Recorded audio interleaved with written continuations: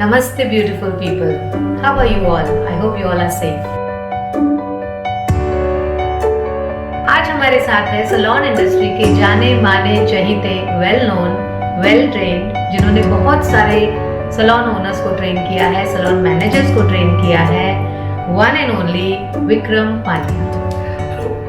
Hello, welcome to the show. Thank you very much. Okay Vikram, आज का जो show है ये बनाने का रीजन क्या है वो मैं पहले आपको बताती हूँ। जी। पोस्ट कोविड सैलून इंडस्ट्री बहुत ज्यादा अफेक्ट हुआ है। ट्रू। ओके, ब्यूटी इंडस्ट्री के साथ साथ सैलून इंडस्ट्री बहुत ही ज्यादा रूइन हो गया है। Right. There are many factors but I can see कि ये रिवाइव हो रहा है जी। एंड रीबूट हो रहा है। जी। सो जो नए लोग हैं जिनको सैलून्स खोलने हैं और the people who are looking into this as a business और एज अ करियर, तो आज जो मेरे क्वेश्चंस हो गए वो सारे उस पे डिपेंडेंट होंगे। Fantastic. And I will also ask you many things about कि फिर से अगर ये कोविड सिचुएशन जैसे कोई सिचुएशन आ जाए सो उसके लिए हमारी क्या तैयारियां होनी चाहिए एज अ सैलून ओनर और अ सैलून मैनेजर और a salon therapist. Okay, so let us start with the question. जी बिल्कुल। Yes, first question is who should think of opening a salon? Salon किसको खोलना चाहिए?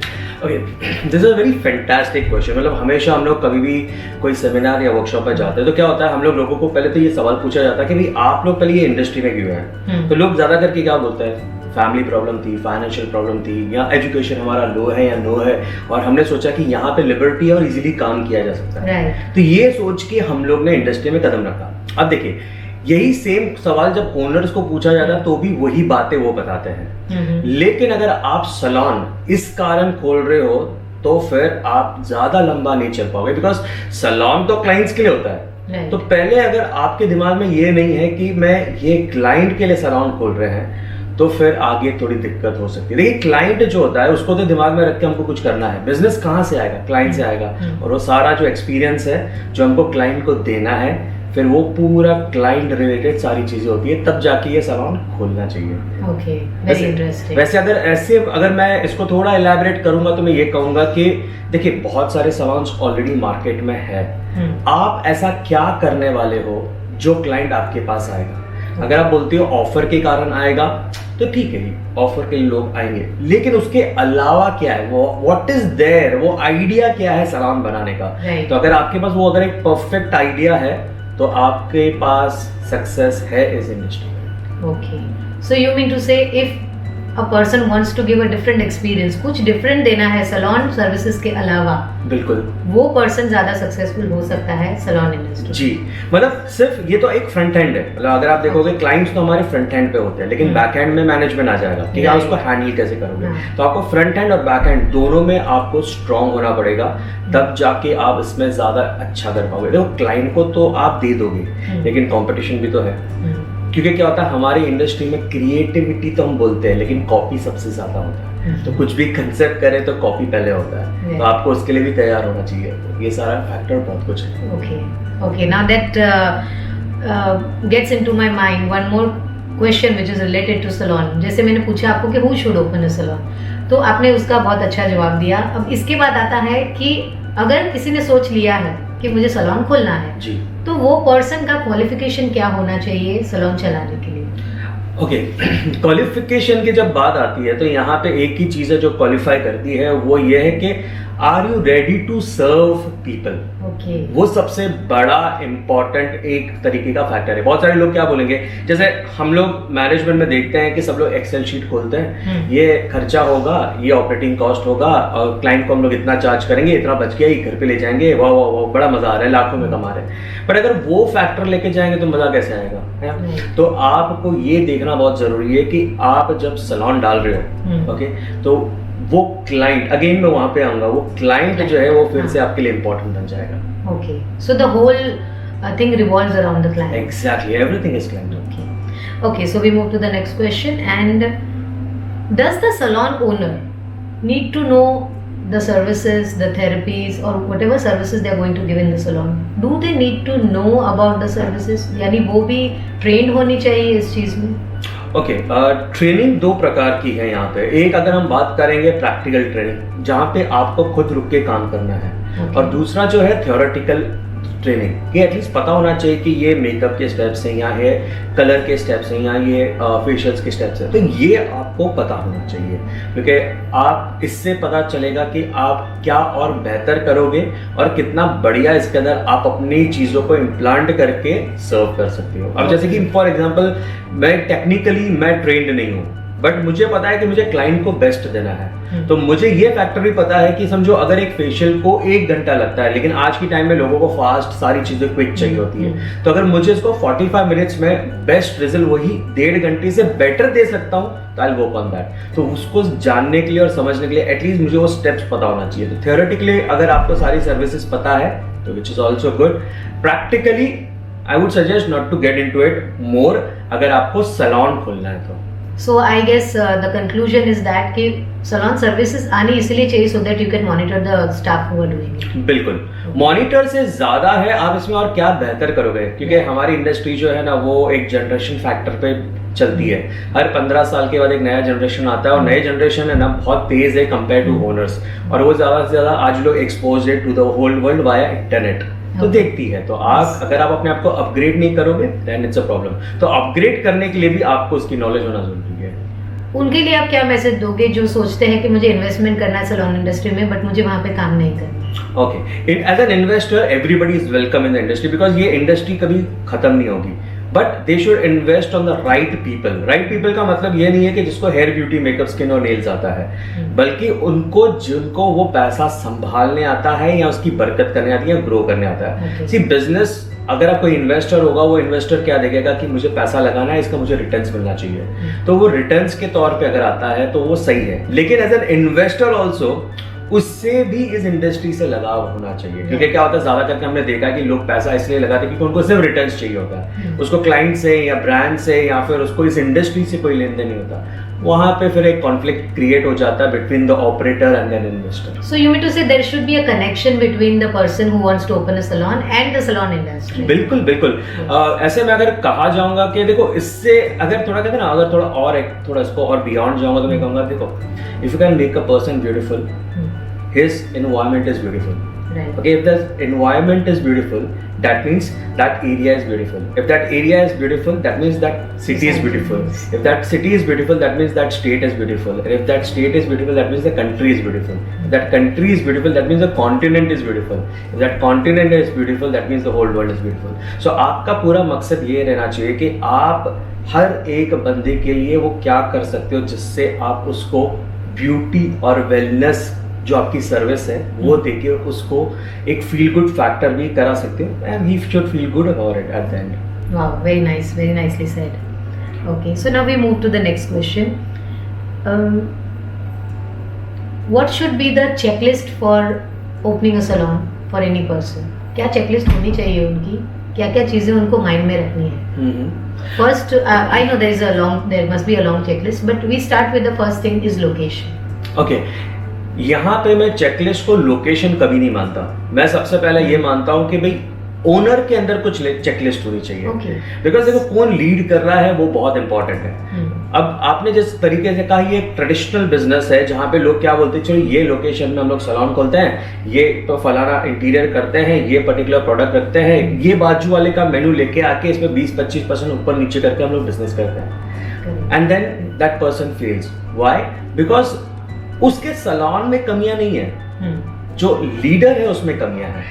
ओके, सी द लीडर, अगर मैं leader की बात करता हूं तो ओनर की बात करता हूं, तो ओनर का मतलब है वो एक राजा है। ओके, अब पुराने जमाने में राजपाट होता था, आज के जमाने में मैनेजमेंट एंड कॉर्पोरेट हाउसेस होते हैं, बिजनेसेस होते हैं। वो राजा क्या करता था, वो राजा अपनी 4 सेना को लेके जाता था और एक पर्टिकुलर एरिया में कूच करता था। आज हम लोग भी ये करते हैं, एज अ राजा मेरे पास 4 एम्प्लॉय है, उसको लेके मैं उस एरिया में कूच करता हूँ। अब उसी एरिया में दूसरा राजा भी होता है। अब यहाँ पे war is not between the salon and the salon, but between the brains of one owner and the second owner. तो यहाँ पे 2 ओनर एकदम टकराव में है। अब यहाँ पे पूरा खेल चलेगा स्ट्रैटेजी का। तो यहाँ पे बेसिकली नॉलेज, उसके बाद विल, क्योंकि विल बहुत इंपॉर्टेंट है। अभी हमने बहुत सारे ब्यूटिशियन को देखा है कि हम जब भी उनको कुछ बोलते करने के लिए बोलते नहीं, घर वाले अलाउ नहीं करते। तो जब वो अपने घर वालों से नहीं लड़ सकते तो सोचिए कॉम्पिटिशन से कैसे लड़ेंगे। So that's all about will. तो विल, नॉलेज, ये दोनों बहुत इंपॉर्टेंट है, लेकिन उससे ज़्यादा इंपॉर्टेंट है एक्शंस लेना। लोग फेल इसलिए होते क्योंकि वो एक्शंस नहीं लेते हैं। तो चेकलिस्ट, यस डेफिनेटली सैलून की तो होती है, पर उसके पहले बहुत सारा चेकलिस्ट जो होगा वो ओनर रिलेटेड होगा, बिकॉज वही बिजनेस चलाने वाला है, बढ़ाने वाला है। जो चलता, जो कहते हैं ना, हमारे में एक कहावत है, एज पर नेचर, जो चीज बढ़ती नहीं है वो मरती है। तो this happens if you are not, अगर आप अपने बिजनेस को एक्सपांड नहीं करोगे तो आप मरने वाले हो, because everybody is looking for a brand today, क्योंकि उस तरीके से हमको जाना है। तो चेकलिस्ट अगर मैं बात करूंगा तो सैलून में डेफिनेटली जैसे बहुत सारी चीज़ें आती है, जैसे लोकेशन आता है, लैंडमार्क आता है, उसके साथ साथ जो आपको ये देखना होता है कि क्या आपके यहाँ पे मोड ऑफ ट्रांसपोर्ट्स है। मोड ऑफ ट्रांसपोर्ट क्योंकि स्टाफ को भी आना है, क्लाइंट को भी आना है, और आपके वेंडर्स भी पहुँच सके। एंड देन कम्स उसके आगे आजू बाजू विसिनिटी कैसी है, उसकी एरिया कैसी है। अगर 90% अगर वो इंडस्ट्रियल एरिया हो जाएगा तो लोग आएंगे नहीं, अगर रेसिडेंशियल एरिया होगा तो आप बहुत टाइम जो है वहाँ पे निकाल सकते हो। इसके साथ साथ आप जिस सोसाइटी में हो, आजकल आज की तारीख में आपको स्टैंड अलोन्स बड़े शहरों में नहीं मिलेंगे, तो जिस सोसाइटी में जा रहे हो तो उस सोसाइटी का भी बहुत इंपॉर्टेंस है, जैसे पानी, इलेक्ट्रिसिटी, उस सोसाइटी की मेंटेनेंस, प्लस उसका जो आपका सेक्रेटरी होगा वो भी बहुत इंपॉर्टेंट होता है। तो वो भी हमको देखना होता है, और साथ साथ में ऐसे बहुत सारी और भी चीज़ें हैं चेकलिस्ट में कि आपका डेमोग्राफिक्स क्या कहता है उस एरिया का। ओके, अब जैसे कि बहुत सारे जो फीमेल सैलून चलाते हैं, लेकिन अगर हम उनको ये पूछेंगे ना कि भाई आपकी डेमोग्राफिक क्या आपकी एरिया की, तो उनको पता नहीं होता है। अब डेमोग्राफिक्स क्यों इंपॉर्टेंट है, क्योंकि अगर फीमेल की बात करेंगे तो एक पर्टिकुलर एज ग्रुप है जो 0 से लेके 14 ईयर्स का है। अब इसको वैक्सीन नहीं लगेगा, इसको कोई भी बड़ी सर्विसेज नहीं लगनी, उसको तो आईब्रो भी नहीं लगना है, ठीक है। उसके बाद जो कैटेगरी आती है वो आती है टीन और यूथ की। तो यूथ में भी हमें ये देखना होता है कि वर्किंग क्लास कितना है। ओके, फिर आता है एडल्ट कैटेगरी। हमारे यहाँ पे एडल्ट कैटेगरी में से भी कितने लोग हैं जो एक्चुअली वर्किंग क्लास है। और उसके बाद आता है सीनियर सिटीजन। अगर आप सीनियर सिटीजन की बात करोगे तो कोई एक नीश एरिया होगा, या हम लोग बोलते हैं एलीट एरिया होगा, तो वहाँ पे सीनियर सिटीजन सर्विसेज करवाते हैं, मेजर सर्विसेज। बट बाकी के नॉर्मल अगर हम बात करेंगे तो वहाँ पे सीनियर सिटीजन कितने सर्विसेज करवाते हैं, तो ये भी एक चेकलिस्ट का हिस्सा है। तो checklist is a very wide range, लेकिन उसके पहले ये चेकलिस्ट समझना बड़ा ईजी है, बट सबसे बड़ी इंपॉर्टेंट अगेन ओनर का चेकलिस्ट बहुत इंपॉर्टेंट है। Okay, so this makes me curious for one more thing. कितने ऐसी लेडीज होगी जो ब्यूटी को according to definitely according to the demography what you said, keeping that in mind, how many women are actually out there who go for salon services every month? Okay, this is a very, or visit a salon once a month at least? अच्छा, अब देखो, अगर मैं demographics की बात करता हूँ, ठीक है ना, तो हम लोग एक एवरेज आंकड़ा पकड़ते हैं जो कि 1 लाख का है। तो अभी 1 लाख के अंदर 48% इज फीमेल। ओके, अब इसके अंदर हमको ये देखना है कि हमारी एडल्ट कैटेगरी कितनी है। ओके, अब वो एडल्ट कैटेगरी को जब हम लोग सिंक्रोनाइज करेंगे तो समझो अगर वो 30% भी है तो आप पकड़ के चलिए कि 50,000 में से 30% मतलब 15,000 वो टारगेट ऑडियंस है। अब ये टारगेट ऑडियंस की जब हम बात करेंगे तो ये एक हमारी इंडस्ट्री, तो आपको पता है सैलून इंडस्ट्री जो है वो फूड इंडस्ट्री की तरह नहीं है। आप अगर फूड इंडस्ट्री की बात करोगे तो दिन में 4 बार जाके आप खा सकते हो, लेकिन सैलून महीने में 1 बार आप जाओगे। तो यहाँ पे एक ये रेशियो तो है ही है। अब यहाँ पे महीने में अगर मुझे 1 बार जाना है, और अगर एग्जांपल कोई क्लाइंट है वो मेरे सैलून में आने वाला है, लेकिन आपने बहुत अच्छी तरीके से एक स्ट्रैटेजी इंप्लीमेंट करके उस क्लाइंट को अपनी तरफ मोड़ दिया, तो वो महीना मेरा उस लेडी का मिस हो गया। अभी अगर अगले महीने भी आपने उसको पकड़ के रखा तो वापस मेरा मिस हो रहा है। तीसरा महीना भी अगर आपने इसको पकड़ के रखा तो 3 महीना अगर मैं खाली बैठ गया तो समझ जाना कि अब मेरे जो बिजनेस है उसमें माइनसेस शुरू होने वाले हैं। मेरे को मेरे जेब से पैसा लगाना पड़ेगा क्योंकि क्लाइंट ही नहीं आ रहा है। तो हमें यहाँ पे जो फीमेल्स की जब हम बात करते हैं तो एक होता है क्लाइंट आएगा, और दूसरा होगा कि आप क्या स्ट्रैटेजी क्रिएट करते हो, हाइप क्रिएट करते हो अपनी इंडस्ट्री के अंदर कि वो क्लाइंट बार बार आएगा। लेकिन हमारे यहाँ पे इंडस्ट्री में एक और एक इशू है, यहाँ पे जो ओनर है वो खुद अकेला लड़ रहा है क्योंकि एसोसिएशन नहीं है। आई am talking about actual association यहाँ पे, बिकॉज एसोसिएशन आपको इन सारी चीज़ों में हेल्प करती है। Correct. Okay, so this was also very interesting because everything depends on how many times the person is attracted to the salon. Exactly. To come there once or twice or maybe thrice also. Right. And recommend it to the friends, recommend the same thing to the families also. बिल्कुल। अब देखिए culture है ना, हमारे salon का culture क्या चलता है, एक फीमेल सैलून में जाएगी, सारी सर्विसेज करवा के आएगी, राइट। लेकिन क्यों ऐसा ट्रेंड नहीं है कि ये वीक वो शायद हेयर करवाए, ये वीक वो स्किन करवाए, ये वीक वो नेल्स करवाए, ये वीक वो मेकअप करवाए, फिर से वो रिपीट करे। तो इस तरीके से वो हर वीक आएंगी। लेकिन हम लोग क्या करते हैं, वो कहते हैं ना, ये कहीं ना कहीं पे हमारी भी गलती होती है कि क्लाइंट अंदर आता है तो काट लो। This is also not fair. तो मैंने बोला कि अगर आपका इंटेंशन क्या है, आइडिया क्या है to start up a salon, तो अगर आपका पहला इंटेंशन सही रहेगा तो पीछे सारी चीजें लाइन में पड़ेगी। So as per the summary of what you said is the intention has to be services first. Exactly. आप खोला ही इसलिए है। देखिए, अगर मैं फॉर एग्जांपल, अगर मैं आपको ये पता चल जाए कि मैं अगर आपके साथ कोई रैपो रिलेशन बना रहा हूँ only for money, so how will you treat me? I will not come back to that salon. Exactly. Yes. तो आज की तारीख में क्या ओनर तो यही तरीके से काम करता है, लेकिन क्या क्लाइंट बेवकूफ है? नहीं, है ना। तो उससे पता चल जाता है कि भाई यार ये मुझे काट रहे हैं, और फिर उसका पूरा जो कहते हैं ना, वो जो उसका फन था सर्विस करवाने का, वो खत्म हो जाता है। And then they opt for another option. Right. Okay. So let's get to the next question. What are the licenses and the legal documents needed to open a salon?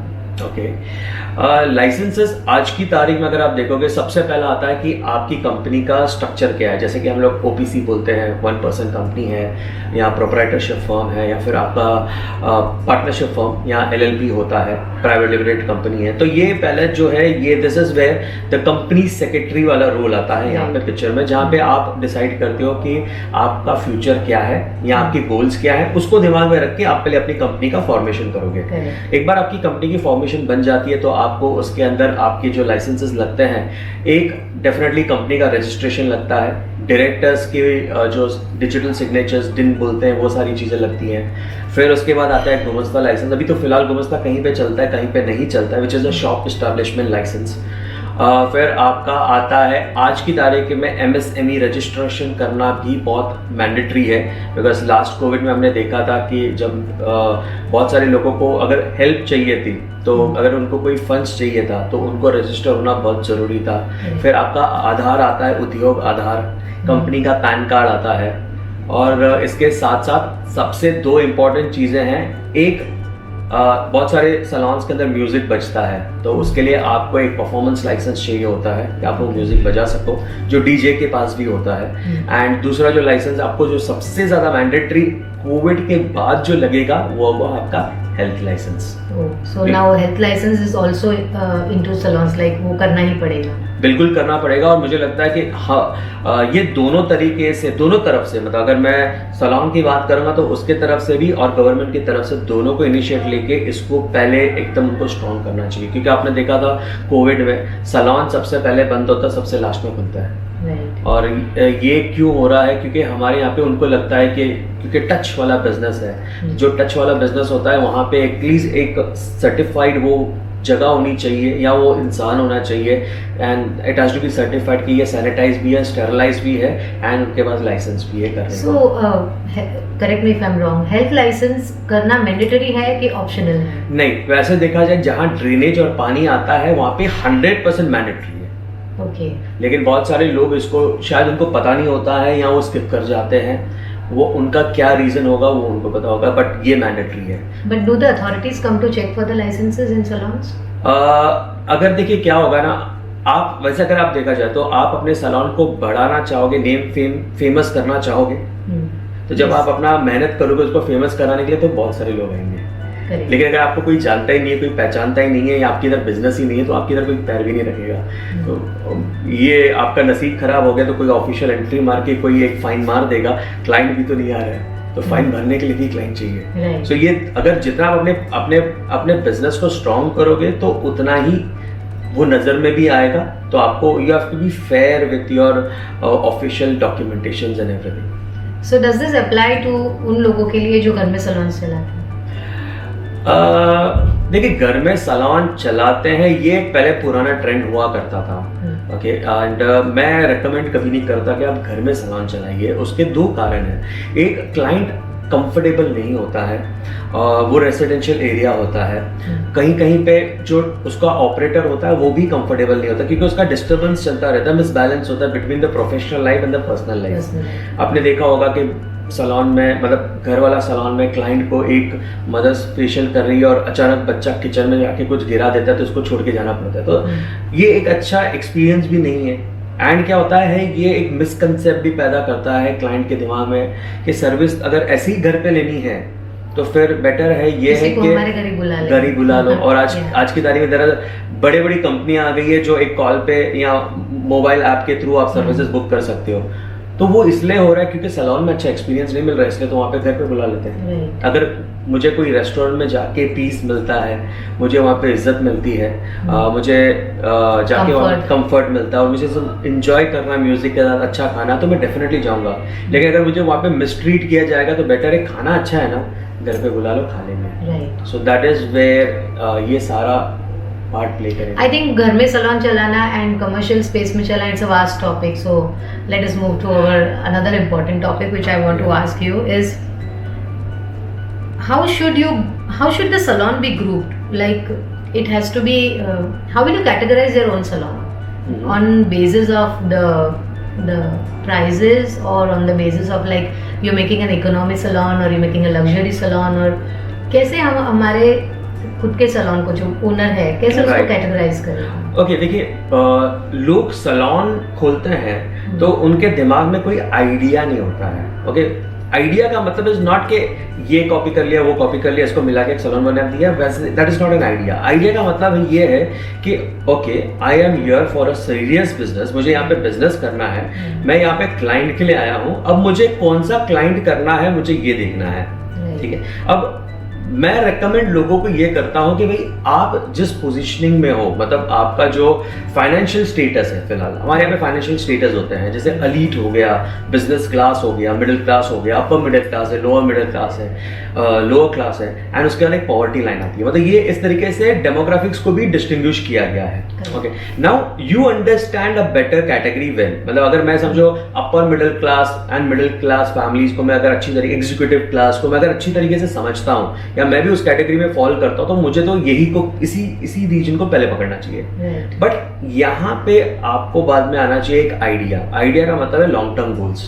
Okay, idea is also something called as कि ये जो particular party, ये मेरा model है। Okay, मेरा model का मतलब है I will not keep on changing. अगर ये 500 स्क्वायर फीट की शॉप है तो ये 500 स्क्वायर फीट की शॉप ही सब जगह पे ऐसी ही होगी।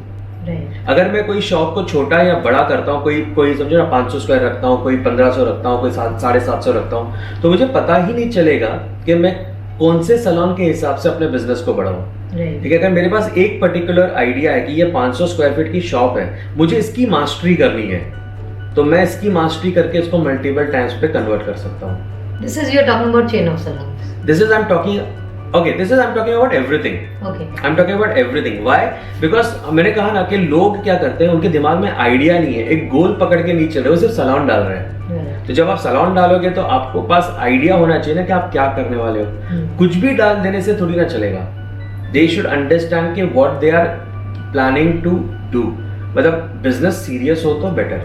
So there is one more factor which comes to my mind is suppose हमने जुहू विले पार्ले में एलिट क्लास लोगों के लिए, क्लाइंट्स के लिए सैलून खोला है।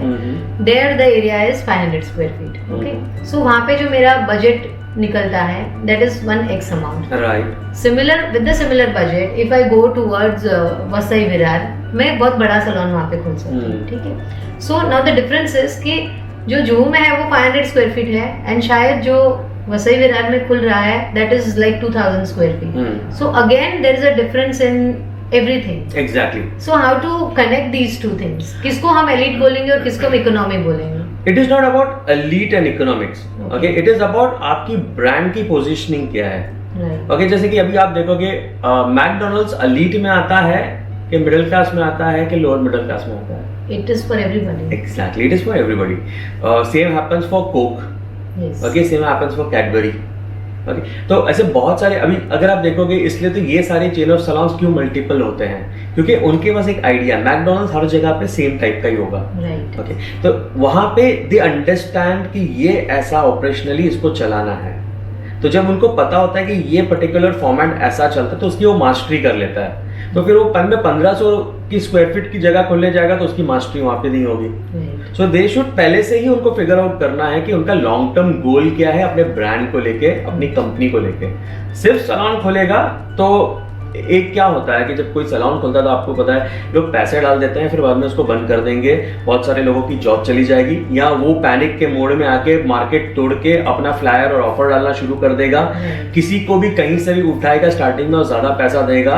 तो क्योंकि हमारे यहाँ पे कुछ एसोसिएशन नहीं है, ना ही हम ऑर्गेनाइज्ड है, और हमारे यहाँ पे एथिक्स की भी प्रॉब्लम हो जाती है फिर। तो इसके चलते पहले से ही आपको फिगर आउट करना पड़ेगा कि what is your model of running the business. अगर आपको वो पता है, you can do anything then. So how many years should it take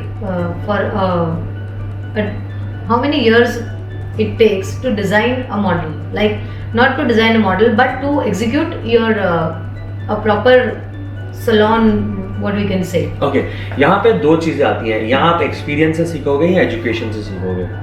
अगर आपके पास कोई कंसल्टेंट है या एजुकेटर है, आपको बता देता है कि आपको क्या करना है, तो then it is a fair game. Right. लेकिन अगर आपके पास आपको बोलेगा कि नहीं मैं खुद ही देख लूंगा, ये सारी चीजें हम लोग खुद ही कर लेंगे, तो आपको 1000 दिन के अंदर, 1000 डेज, जिस दिन ओपनिंग की वहां से 1000 डेज के अंदर आपकी इस कंपनी को सेट हो जाना चाहिए। ओके। एंड देन उसके बाद every year there has to be a multiple of 2। Okay. मतलब डबल करते जाना है। So this is how the calculation goes. This is how the calculation should go. Okay. या तो फिर अगेन अगर आप सीरियस बिजनेस नहीं कर रहे हो और अगर आपको सिर्फ सैलून ही खोलना है, तो फिर मैं तो ये रेकमेंड करूंगा इतना खर्चा क्यों कर रहे हो, बिकॉज फिर मार्केट खराब होती है उससे भी। जो सीरियस बिजनेस कर रहा था उसको तकलीफ हो जाती है। Correct, yes, very true.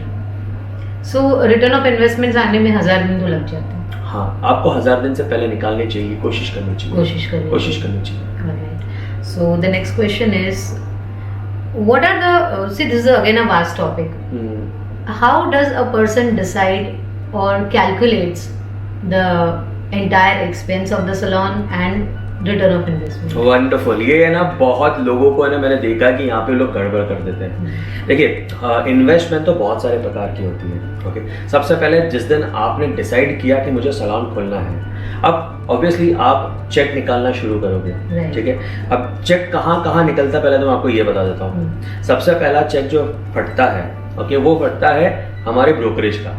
कि ब्रोकर आएगा, बोलेगा मेरा वन भाड़ा 2 भाड़ा जो भी रहेगा मुझे दे दो, तो ब्रोकरेज जाती है आपकी। उसके बाद आपका डिपॉजिट का पैसा लगता है, फिर आपका इंटीरियर का पैसा लगता है। इंटीरियर के बाद 2 महीना 3 महीना आपका लग जाता है सेटअप करने के लिए, तो उसका भी तो आपको भाड़ा लग ही रहा है, क्लाइंट तो आया नहीं है, तो वो भी सेटअप कॉस्ट का हिस्सा बन जाता है। उसके बाद आता है आपका प्रोडक्ट्स, कि आप प्रोडक्ट्स लेके आने वाले हो तो प्रोडक्ट्स आएगा। फिर आती है आपकी ब्रांडिंग और स्टेशनरी की सारी चीज़ें। ओके, उसके बाद इनिशियल मार्केटिंग आप करोगे, लॉन्च करोगे, कुछ तो फ्लायर बांटोगे, लोगों को बुलाओगे, तो एक इनिशियल मार्केटिंग होती है, तो उसका एक कॉस्ट होता है। ओके, उसके साथ साथ ऑब्वियसली जब ये काम झाम होता रहता है तब आप भी जाते हो बहुत सारी जगह के ऊपर, और है ना, एक फन भी रहता है। आपने रिक्शा भाड़ा खर्चा किया है, आप अपनी गाड़ी पे पेट्रोल चला रहे हो, फोन कॉल्स हो रहे हैं, एक्साइटमेंट होता है। नए बिजनेस में जाके आप बड़े अच्छी रेस्टोरेंट्स में भी खा लेते हो, वो हिसाब कोई कैलकुलेट नहीं करता, जबकि वो भी इसका ही पार्ट होता है, तो आपको वो भी कंसिडर करना बहुत जरूरी है। उसके अलावा बहुत सारी ऐसी चीजें होती है कि आपने एक्सपेक्ट नहीं किया होता है और होता है। जैसे कि मैंने देखा है एक जगह पे 20-25 हज़ार रुपए का ग्लास लग रहा है, अचानक वो ग्लास फूट गया, तो आपका खर्चा बढ़ जाता है। तो आपके कुछ हिडन सरप्राइजेस कॉस्ट भी इन्वॉल्व होती हैं, तो वो भी आपको इसके अंदर लेना पड़ता है। इसके साथ साथ एक कुछ मिसलिनियस कॉस्ट भी आपके होंगे। तो ये सारी कॉस्ट तो हैं, लेकिन इसके साथ साथ सबसे इंपॉर्टेंट होता है कि आपके पास प्लस 6 महीने का ऑपरेटिंग कॉस्ट भी हो, बैकअप। और लोग ये लेते नहीं है, उनको लगता है रिबन काटेंगे तो पब्लिक भर भर के आ जाएगी, हम तो यार पैसों की बारिश हो जाएगी और सब कुछ सेट हो जाएगा, और फिर बाद में नहीं होता है। Correct. So again I would say I have heard this कि based on chairs there are calculation, based on the staff there are calculation, based on the square feet there are calculations. Right. So can you just give our viewers a rough idea, like वो कैसे होता है? Okay, अब देखो, मैंने ये जो अपना पहला का कैपिटल इन्वेस्टमेंट है वो तो है।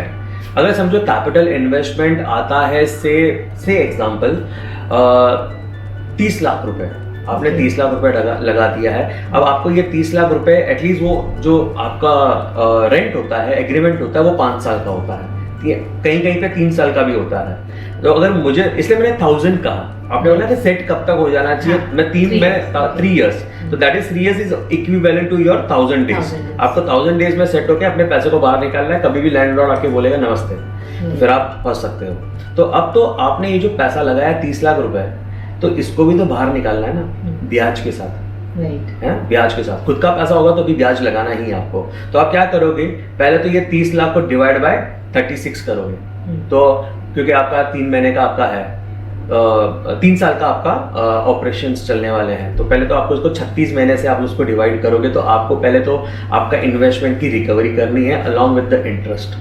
ओके, उसके बाद आपका ऑपरेटिंग कॉस्ट आता है। ऑपरेटिंग कॉस्ट में आपकी इलेक्ट्रिसिटी आती है, आपके स्टाफ का पूरा सैलरी आता है, और स्टाफ की सैलरी के साथ साथ आपका जो आता है वो marketing cost, product cost, welfare cost, laundry cost, transportation cost, electricity cost, उसके साथ साथ मिसलिनियस कॉस्ट, स्टेशनरीज होती हैं, हिडन कॉस्ट तो बहुत सारे आते हैं। अचानक आपने एक्सपेक्ट भी नहीं किया रहेगा, तो कोई आ जाएगा कि पर्टिकुलर जगह पे आपका कोई इवेंट हो रहा है, उसके लिए चंदा दे दो, तो ऐसे बहुत सारी चीज़ें हो जाती हैं। तो अब ये भी कॉस्ट है।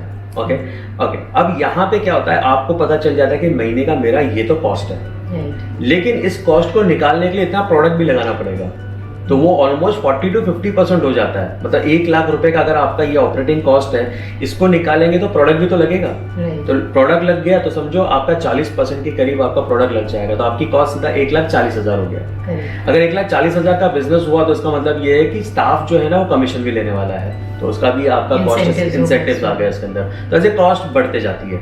अभी ये कॉस्ट जो है, अब आपको ये डिसाइड करना होता है कि आपका ऑपरेशंस कैसा चलेगा, 10 घंटे के हिसाब से चलेगा, 12 घंटे के हिसाब से चलेगा, 26 दिन के हिसाब से चलेगा, पूरे के पूरे 30 दिन के हिसाब से चलेगा, और फिर आप उसको इस कॉस्ट को डिवाइड करते जाते हो with the total number of chairs, और फिर आपको उसकी एक पर मिनट कॉस्ट मिलती है।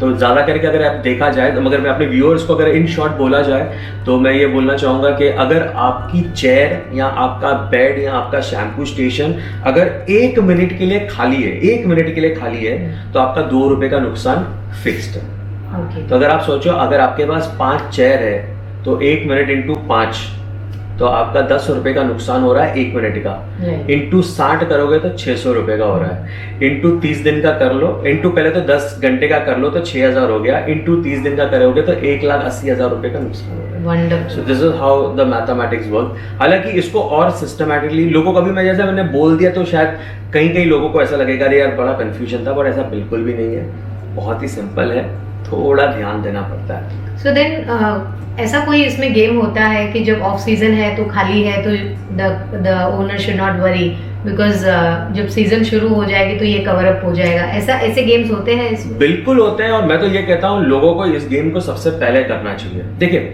लोगों को सैलून, आज की तारीख में लोग क्या कर रहे हैं, सैलून, जब ओनर की बात कर रहा हूँ, आई am not talking about the client point of view, मैं ओनर पॉइंट ऑफ व्यू की बात कर रहा हूँ, तो सभी लोगों को लगता है सैलून मतलब बड़ा बिजनेस, सैलून बोले तो कैरेटीन करवा लो, सैलून बोले तो बड़े बड़े फेशियल्स करवा लो।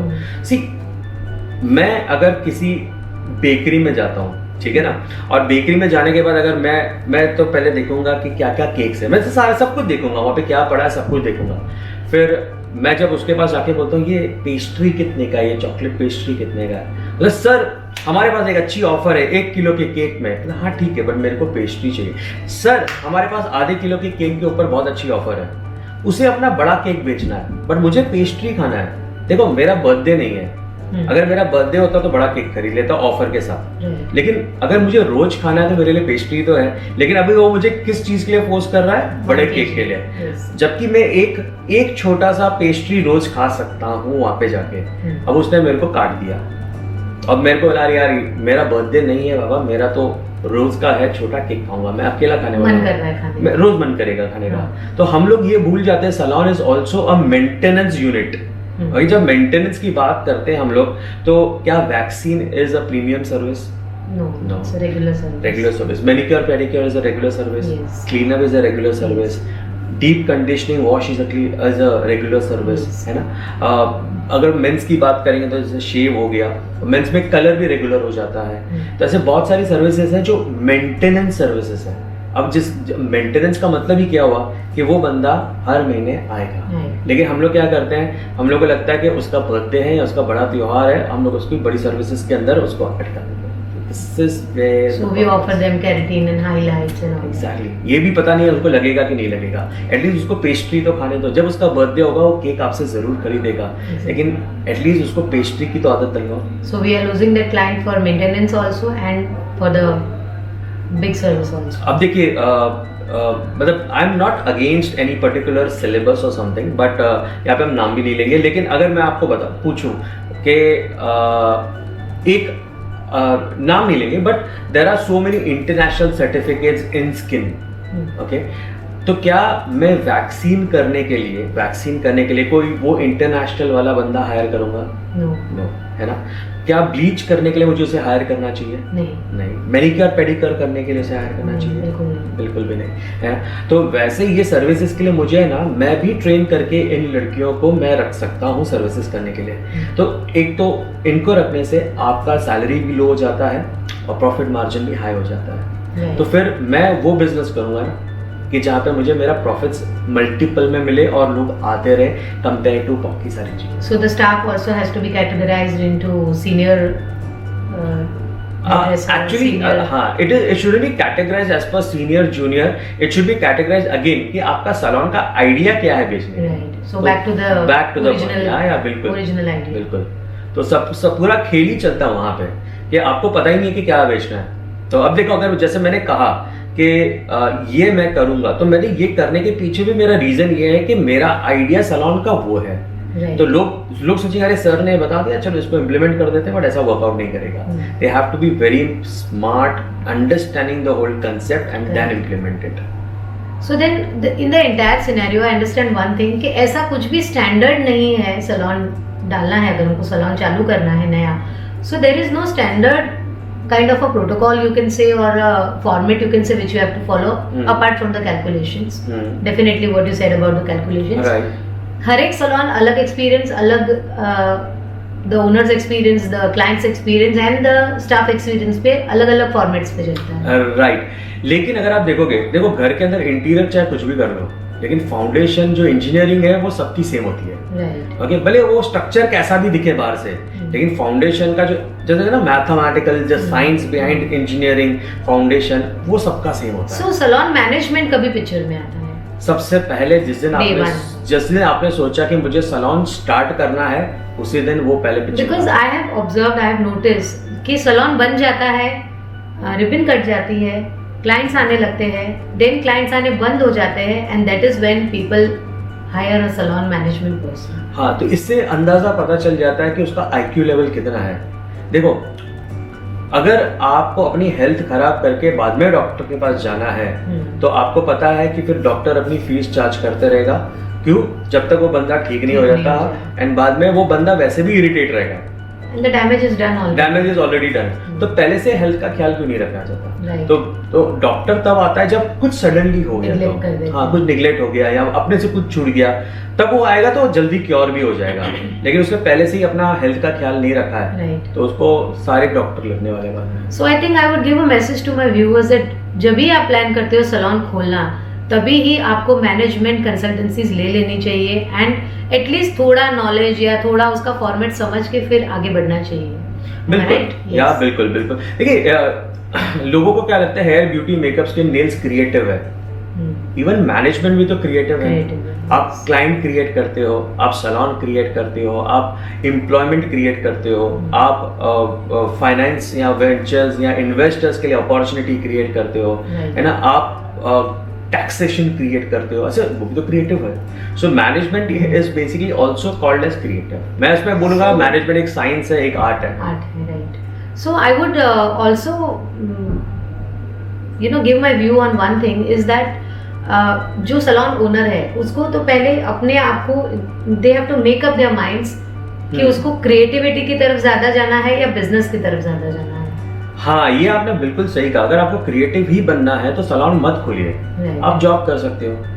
वहाँ पे क्रिएटिविटी को ही सेटिस्फाई करना है तो और कुछ भी कर सकते हैं. बिल्कुल. उसके लिए इतना खर्चा करने की जरूरत नहीं है, इतना पेन्स एंड सी ऐसा नहीं है सैलून ओनर ही हमेशा दुखी हो रहा है बिकॉज नहीं। इन्वेस्टमेंट का नहीं निकल, रिटर्न्स नहीं निकल रहा है या स्टाफ ठीक नहीं है, बराबर, it is the clients also who are suffering. बिल्कुल, am I correct? Yes, client तो मेन है ना। देखो क्लाइंट सफर करेगा। आज की तारीख में सैलून्स में क्लाइंट ने इतना सफर कर लिया है कि वो थोड़ा सा भी नहीं सोचता, वो सीधा ऑनलाइन बुकिंग करवा के बोलता है घर पे आ जा, मैं घर पे सुखी हूँ। राइट। क्यों बोल रहा है? क्योंकि उसका एक्सपीरियंस सही नहीं रहा होगा। वो बार बार क्या देख रहा है, बार बार स्टाफ बदल रहा है, अनहाइजीनिक देख रहा होगा, ओके, लोग उसको सही तरीके से ध्यान नहीं दे रहे, पैसे भी बड़ा बड़ा चार्ज करना है। जैसे मैंने कहा पेस्ट्री खाने गया था तो उसको केक चिपका रहे थे, तो क्लाइंट एक तरीके की बात सोचेगा ना कि भाई इसने सीधा सीधा लिख दिया है कि तुमको ये मसाज करवाना है, तुमको ये सर्विस करवाना है, ये प्राइस है, बुक करो, हमारा बंदा आ जाएगा, तुमको कहीं जाने की जरूरत नहीं है। Right, and I think people also have a budget in mind कि आज मुझे ये सैलून में जा रही हूँ तो मुझे चलो 2000 से ज्यादा कोई सर्विसेज नहीं करानी बिकॉज मेरा बजट इज ओनली 2000। बिल्कुल। So that also affects, does that? या बिल्कुल बिल्कुल। देखो ये डेमोग्राफिक्स में काम आती है ना। Right. अब मुझे, जैसे मैंने कहा कि मेरा सबसे पहला आइडिया ये है कि मुझे किसे टारगेट करना है, है ना। अगर जिस दिन मैंने सोचा कि मुझे इस पर्टिकुलर बंदे को टारगेट करना है तो फिर मैं उसी तरीके से काम करूंगा। जैसे कि देखो अगर मैं कार्स की बात करता हूँ, जैसे हम लोग कार की बात करेंगे तो टाटा में भी बहुत सारी वैरायटीज आती है, छोटी कार भी है, एंट्री लेवल कार भी है, बड़ी कार भी है, तो वो सारी प्रकार की गाड़ियां बनाते हैं, है ना। तो वो देखता है कि अच्छा मैं गाड़ियां बनाता हूँ, कौन खरीदेगा? बोलता है अच्छा एंट्री लेवल पे मिडिल क्लास फैमिली के लिए ये कार है, एग्जीक्यूटिव क्लास के लिए ये कार है, ओके। अगर तुम्हारे पास बहुत पैसा, तुम लोग बहुत अमीर हो, भाई तुम्हारे लिए ये वाली गाड़ी भी है। लेकिन अगर तुमको इसमें से कुछ भी नहीं चाहिए, तुमको चाहिए, तुम्हारा पर्पस ये है कि तुम लोग कमर्शियली काम करो, तुम्हारे लिए ट्रक भी है, तो दे हैव एवरीथिंग दैट, वो उसे कहते हैं मॉडल। उसे कहते हैं मॉडल कि भाई ये गाड़ी बिलोंग्स टू दिस, मतलब कहते हैं ना 3 लाख से लेके 5 लाख के बीच वालों के लिए ये है, 5 से 10 के बीच में ये है, 10 से 15 के बीच में ये, 15 के ऊपर ये आएगी, और इसके ऊपर तो खर्चा कर ही सकता है, तो तुम्हारे लिए एंड तक जाती है गाड़ियाँ। सो नाउ विक्रम, ये सब तो हमने जान लिया। अभी हम जब गाड़ी खरीदने जाते हैं तो they don't come up with saying कि अगर आपका बजट 10 लाख है तो आप 25 लाख की गाड़ी में आपको दिखाते हैं। They never say that. But हमारे इंडस्ट्री में, सैलून्स में कैसे होता है कि हम खाली जाते हैं हेयर कट कराने, देन द पर्सन जो मेरे हेयर ड्रेसर होते हैं वो they come up with so many different menu.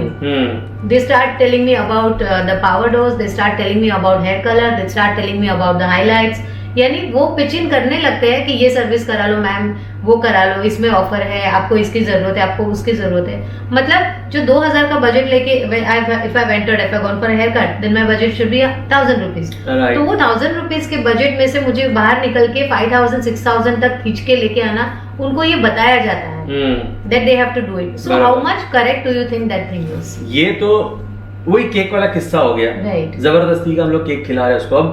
अब वो जो हम लोग ने पहले ये सारे काम हुए हैं उसके कारण ही तो आज की तारीख में दूसरी लोगों को अपॉर्चुनिटी मिल जाती है। देखो एक ओनर की गलती मतलब दूसरे ओनर की अपॉर्चुनिटी। तो अगर लोग ये इस तरीके की गलतियां करेंगे जाने या अनजाने में, तो कोई ऐसा बंदा तो होगा जो इंटेलिजेंटली स्मार्ट होगा, इस बिजनेस को समझता होगा, and then they come and they start conquering the market. अब आप इसलिए तो ऑनलाइन सर्विसेज बिक रही है क्योंकि उनको किसी को तो ये अपॉर्चुनिटी समझ में आई होगी। बिकॉज़ 499 में वो कितनी सारी सर्विसेज देते, वो भी घर पे आते। बिल्कुल। और उनको एंड आई हैव एक्सपीरियंस कि वो लोग कोई भी दूसरी उसके अलावा कोई सर्विस की बात नहीं करते। They will just do a clean up, they will wind up their things and they will go. Exactly. खैर उसमें भी उनकी एक कहीं ना कहीं पे थोड़ा उनको भी इशू रहेगा, क्योंकि क्या होता है उनके पीछे कोई और अपॉइंटमेंट बुक हुआ रहेगा, तो उनको शायद वहां पे जाना होगा, या कहते हैं ना उनको भी कहीं ना कहीं घूमना होता है या कहीं ना कहीं जाना होता है, तो they work according to that, उनका नेक्स्ट अपॉइंटमेंट फिक्स करके। So do you think it is okay to pitch in this way and you know pressurise the client? और बिल्कुल नहीं, बिल्कुल नहीं, बिल्कुल नहीं, कभी भी नहीं, अनलेस एंड अनटिल उसको रिकमेंडेड हो। मतलब मुझे ऐसा लग रहा है कि हाँ इसके बालों में ये तकलीफ है और इसके लिए ये सर्विसेज की जा सकती है, उसको थोड़ा लाभ हो सकता है उस चीज से, तो मैं उनको सजेस्ट कर सकता हूँ, ओके, पुश नहीं कर सकता। There is a difference between suggesting and pushing. हम उनको ये बोल सकते हैं कि मैडम एक काम कीजिए, आप तो ये सारी सर्विसेज करवाते ही हो ना, आपको ये लगने वाला है, ओके, इसके लिए थोड़ा थोड़ा करके बजट साइड में रखिएगा, और हमारा इस टाइम पे एक ऑफर आता है तो आपका इतना पैसा भी बच जाएगा और आपके उस सर्विस के साथ आपको कुछ दे भी देंगे। So at that point of time उनको ऐसा लगना नहीं चाहिए क्लाइंट को कि ये सर्विसेज मेरे ऊपर थोप रहे हैं। नहीं, बिल्कुल भी नहीं होना चाहिए। क्लाइंट समझदार है, उसे समझ में आता है कि मुझे चिपकाया जा रहा है। Vikram, tell me one more thing, ये जो आपका सलोनिज्म जो आपने स्टार्ट किया है या बहुत सालों से चल रहा है, I think we met around 10 years back. Yeah, almost 10 years back. We hardly knew each other in that time, but I have been seeing you in the same profession, teaching the salon owners from all over India and abroad also.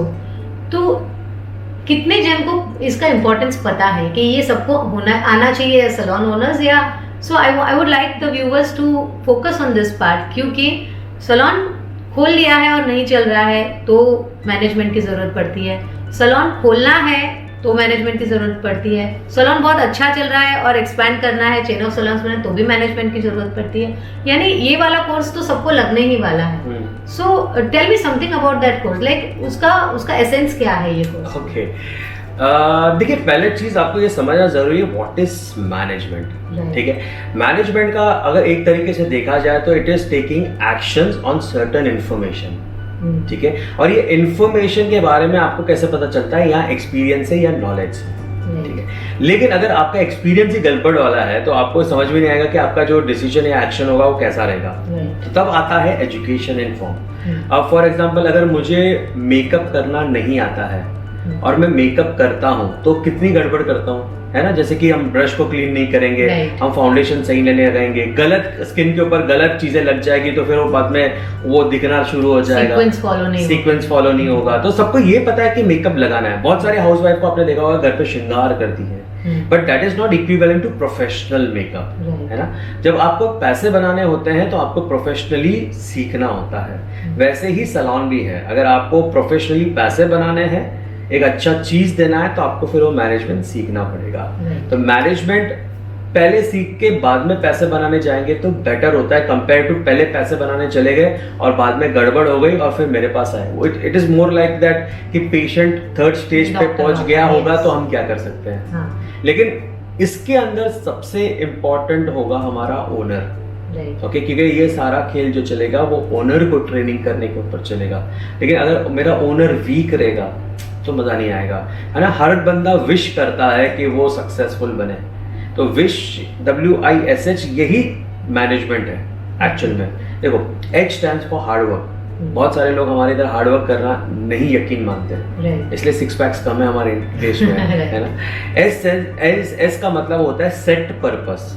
जो wish में S आता है set purpose. जैसे मैंने कहा ना, आपका idea क्या है बिजनेस करने का, that is called set purpose. Goal लोग बिना गोल के ट्रेन में चढ़ रहे हैं यहाँ पे, तो इसलिए वो कहीं नहीं पहुंच पा रहे हैं, पता ही नहीं कहाँ जाना है। और ये सबसे इम्पोर्टेंट भी है, गोल इज वेरी इंपॉर्टेंट। अगर मैं अगर किसी को ये पूछ लूँ ना कि आप अपने बिजनेस से क्या चाहते हो, सैलून इंडस्ट्री से क्या चाहते हो, तो वो एक अच्छी खासी लिस्ट पकड़ा देगा, ये चाहता है। लेकिन मैं सभी लोगों को एक ही बात बोलता हूँ कि अगर आप अच्छे hair, beauty, makeup, skin, nails, चाहे कोई भी आप किसी भी प्रकार का आप आर्टिस्ट हो, तो आपकी ताकत, आपका वैल्यू आपके इंस्टाग्राम फॉलोअर से ज्यादा आपके सैलून में कितनी भीड़ है ना उसके ऊपर डिपेंड करता है। या आपके कितने एक्सपीरियंस दिया है, आपने क्या एक्सपीरियंस दिया है, बिल्कुल वही मेन है। That is where the set purpose is coming. क्योंकि मैंने देखा है कि बहुत सारे लोगों के पास इंस्टाग्राम के ऊपर फॉलोअर्स बहुत सारे होते हैं, ठीक है, लेकिन अगर आप उसके सैलून में जाओगे उसका सैलून भी नहीं होता है। तो मतलब इसका मतलब ये कि आपका ज्ञान जो है ना वो सिर्फ एंटरटेनिंग है, बाहर नहीं है। आपको बाहर होना बहुत जरूरी है, क्योंकि सीख किस लिए रहे, पब्लिक को सर्व करने के लिए। अगर दिखाने के लिए ही है कि आप देख लो हम फन फैक्टर है तो दूसरी बात है, बट अगर आपका ज्ञान है, आपका एक्सपीरियंस है, आपका नॉलेज है, अगर लोगों के काम नहीं आ रहा है तो it's a waste of time and money. That is where the set purpose is coming कि भाई ये मेरी सर्विस कितने लोगों तक जाना चाहिए। So I think the set purpose thing is it's for all the businesses. Yeah, it is for all the businesses. बिल्कुल all the businesses, not for all the businesses.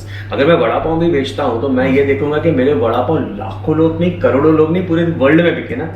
तो हमारा सैलून इंडस्ट्री ऐसा क्यों नहीं सोचता, और आप देखो कितने लोग सोचते हैं। तो ये यहाँ पे हमारा सेट पर्पस मार खा जाता है, and that is all because of I, which is W के बाद आई का मतलब है इन्फॉर्मेशन, इन्फॉर्मेशन का मतलब है एजुकेशन। कि यहाँ पे हमारे यहाँ पे लैक ऑफ एजुकेशन है। ओके, मैंने ऐसे लैक ऑफ एजुकेशन का मतलब नहीं कि वो टेक्निकली कितना स्ट्रॉन्ग है। लैक ऑफ एजुकेशन का मतलब ये है कि वो उसका इंटेलेक्चुअल कितना है। हमारे यहाँ पे इंटेलेक्चुअल लोग नहीं होते हैं, हमारे यहाँ पे सबसे बड़ी दिक्कत ये स्किलफुल, हमारे पास स्किल होगा, स्किल है, लेकिन इंटेलेक्चुअल नहीं होगा, उसे पता नहीं वो क्यों कर रहा है। जैसे आपने तो बहुत सारा एक्सपीरियंस किया होगा कि जब आर्टिस्ट स्टेज के ऊपर जाता है तो लोगों को ये इंटरेस्ट होता है कि उसके हाथ में कौन सा प्रोडक्ट है, ओके, लेकिन वो ये नहीं समझ रहा है कि मतलब मैं जहाँ तक मेरा बोलना होता है कि बहुत सारे ना एक्चुअल ट्रू आर्टिस्ट है ना, वो जो नीचे भीड़ में होती है।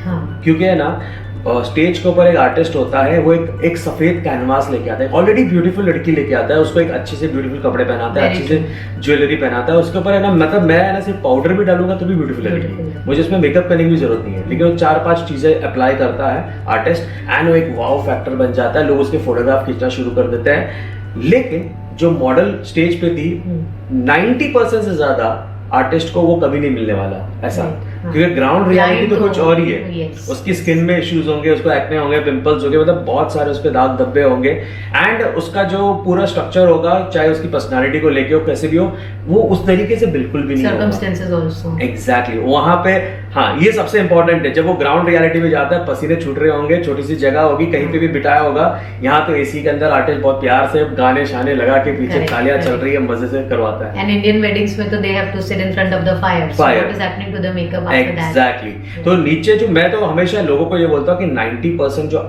ट्रू आर्टिस्ट है वो भीड़ में है, और वो अपने आप को हमेशा क्या सोचते हैं, अब तक तो हमें कुछ नहीं आता, क्योंकि उनके पास क्लाइंट नहीं होता। उनको लगता है ये सीखने से हमारे पास क्लाइंट आ जाएगा। मैं ये नहीं कहूँगा नहीं सीखना चाहिए, सीखना चाहिए, बट एक्चुअल नॉलेज लेना चाहिए। दैट इज वेयर इंटेलेक्चुअल काम आता है। उसमें अभी जैसे मैंने कहा ना, आपकी क्लाइंट की पोजीशनिंग क्या है, अगर आपकी क्लाइंट की पोजीशनिंग जैसे होगी ना, वैसे आपको अपना टीचर भी सेलेक्ट करना चाहिए। वो आपको सही गाइडेंस देगा कि देखिए ये मेरा क्लाइंटेल है, इस प्रकार से मुझे जाना है, एंड देन बिजनेस पार्ट आएगा कि वो बिजनेस कैसे बढ़ाना है। So it is all about that idea. तो I stands for that information. And अगर आपको पूरी कंप्लीट अपनी विश पूरी करनी है तो आता है अपना डब्ल्यू का मतलब है विल पावर। विल पावर से ऊपर कुछ भी नहीं है। Willpower to take actions, willpower to face challenges, willpower to make it big, willpower to at least have a bigger heart and give.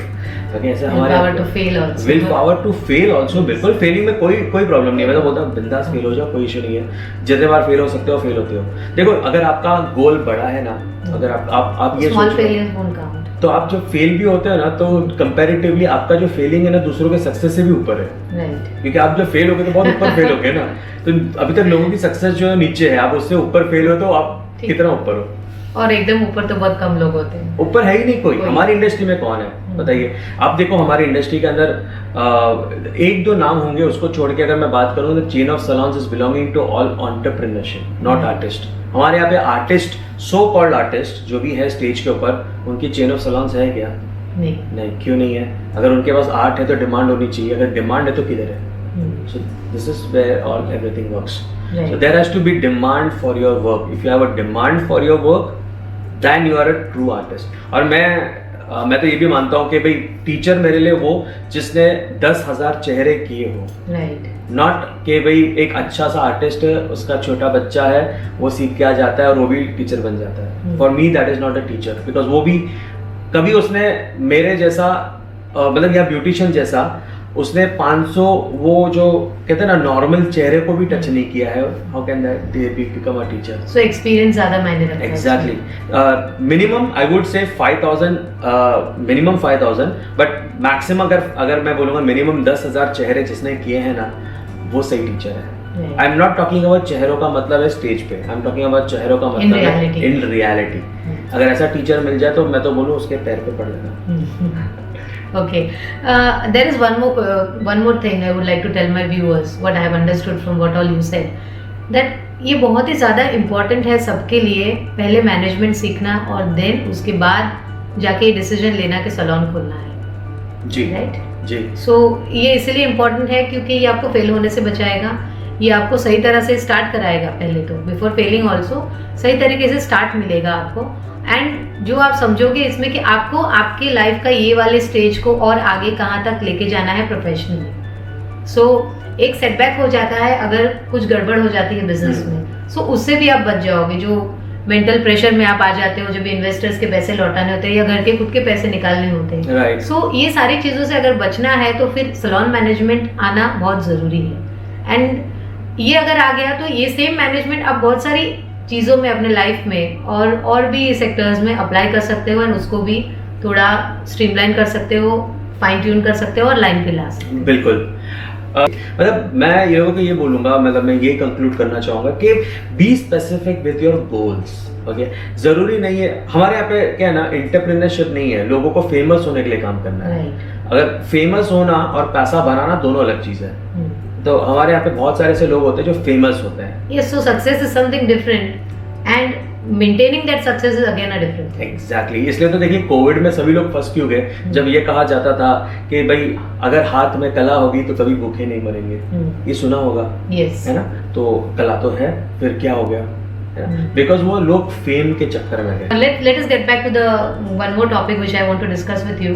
Covid में सैलून सबसे पहले बंद हुए, and that the same thing happened with the gyms also, because वहां पे contact में आ जाते हैं लोग। ओके, बट अगर ऐसी सिचुएशन फिर से आ गई, सो क्या क्या दिमाग में रखना चाहिए as a salon owner? Okay, situation तो डेफिनेटली आएगी ही आएगी, ऐसा कभी नहीं होता है कि हिस्ट्री रिपीट्स। यस, तो ये आएगी ही आएगी, लेकिन इसके अंदर लोग गाड़ी किसकी छूट जाएगी? जो मजे लूट रहा था, सीरियसली नहीं ले रहा था, जो आएगा देखा जाएगा, तो हो गया तो देख लिया, बैकअप प्लान नहीं था।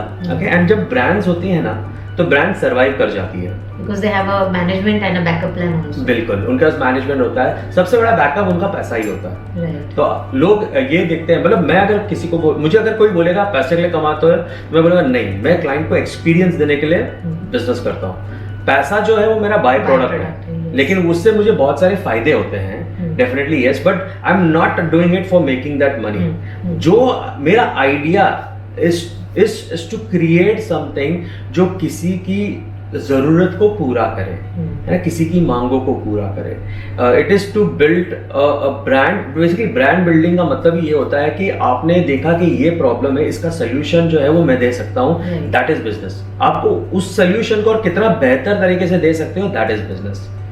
तो आपको उसके ऊपर कॉन्सेंट्रेट करना चाहिए। जो लोग इसके ऊपर कॉन्सेंट्रेट करते हैं ना, वो कोरोना जैसी इस सारी स्थिति से बच जाते हैं। सो कोरोना में बहुत इम्पोर्टेंट चीज़ हम सबने सीखी है कि हमारे पास सेविंग्स होना चाहिए, चाहे वो घर का हो या बिजनेस का हो। Yes, so only then we can survive. And वो सेविंग कहाँ से आएगा? क्लाइंट से आएगा। क्लाइंट से आएगा। अब मैंने क्या कहा था कि हमारे यहाँ पे लोग फेम के लिए काम करते हैं, राइट, है ना? पैसा तो मैंने बोला बाय प्रोडक्ट है, लेकिन मैंने क्या बोला स्टार्टिंग में, आपको क्लाइंट के लिए काम करना है। सो वो पोस्ट के लिए अगर जो मेहनत हमने की, वही मेहनत अगर हमने क्लाइंट के लिए की होती, तो उनके जैसे और 4 लोग आते हैं, एंड देन जिसके पास जनता है उसकी सब सुनता है। राइट। तो अगर आपके पास जनता ही नहीं है, तो आपको बाद में गवर्नमेंट से हेल्प मांगनी पड़ेगी।